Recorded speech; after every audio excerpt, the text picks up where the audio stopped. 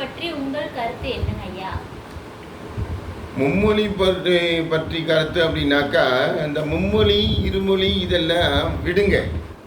இப்போ உள்ள காலகட்டத்தில் மாணவர்கள் படிக்க வேண்டிய முக்கியமான விஷயம் எதுன்னு கேட்டிங்கனாக்கா, லஞ்சம்னா என்ன, ஊழல்னா என்ன, ஏன் லஞ்சம் வாங்கக்கூடாது, ஏன் ஊழல் செய்யக்கூடாது, ஏன் லஞ்சம் வாங்கினா என்ன தண்டனை, ஊழல் செஞ்சால் என்ன தண்டனை அப்படிங்கிற விஷயங்களை 8ஆம் வகுப்பிலிருந்து மாணவர்களுக்கு சொல்லித்தரணும்.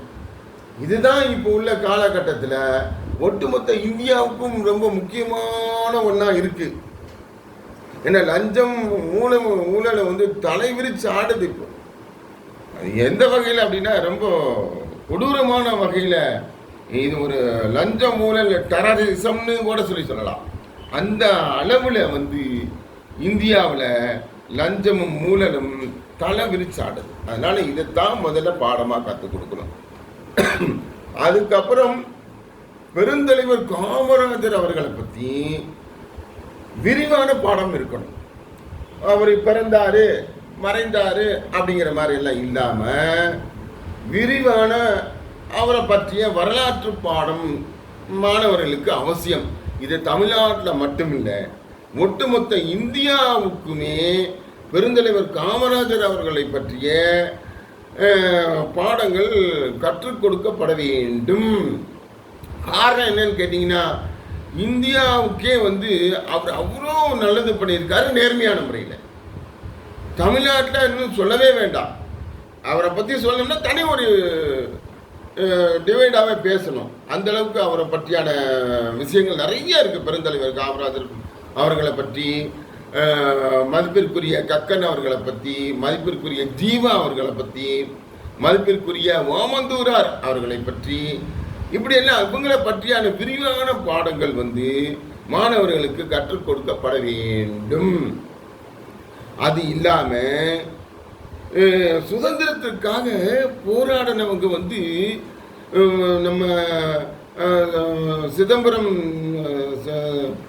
வ.உ. சிதம்பரம் அவர்கள் செக் இழுத்தார் அப்படிங்கிறதெல்லாம் கூட இது ஒரு பக்கம் விரிவான பாடமாக இருந்தாலும் கூட, இன்னும் ஜாலியன் வாலாபாக் படுகொலை மாதிரி தமிழகத்தில் மிகப்பெரிய படுகொலை எல்லாம் வெள்ளைக்காரங்களை நடத்தியிருக்காங்க. அது சம்பந்தமான விரிவான பாடமும் மாணவர்களுக்கு கற்றுக் கொடுக்கப்பட வேண்டும். 2 வயசு குழந்தை இந்த நாடு சுதந்திரம் அடையணுங்கிறதுக்காக ரத்த சிந்தின வரலாறு இருக்குது. அதெல்லாம் வந்து மாணவர்கள் படிக்கணும். அது இல்லாமல் இந்த சுதந்திரத்திற்காக அந்தமான் தீவில், அந்தமானில் வந்து சாதாரணமாக நின்னாலே குப்பு குப்பு குப்பு குப்பு குப்புன்னு வேர்த்து ஊற்றும். அப்படிப்பட்ட இடத்துல சிறைச்சாலையில் 2 கையும் மேலே கட்டி வச்சு வெறும் உடம்போட சாக்கு சட்டை போட்டு விடுவாங்க. சாக்குனால செஞ்ச சட்டையை போட்டு விட்டு 8 மணி நேரம் 9 மணி நேரம் நிற்க வைப்பாங்க. சாதாரணமாகவே வந்து சாக்கு நம்ம மேலே பட்டதுனால பிக்கும். அப்போ சாக்கு சட்டை போட்டாக்கா உடம்புல எவ்வளோ இதாக பிக்கும். அதை சொரிஞ்சிக்க கூட முடியாது. கையை மேலே தூக்கி கட்டிடுவாங்க. 8 மணி நேரம் 9 மணி நேரம் அப்படி நிற்கணும்னா எவ்வளோ கஷ்டப்பட்டுருக்கணும்.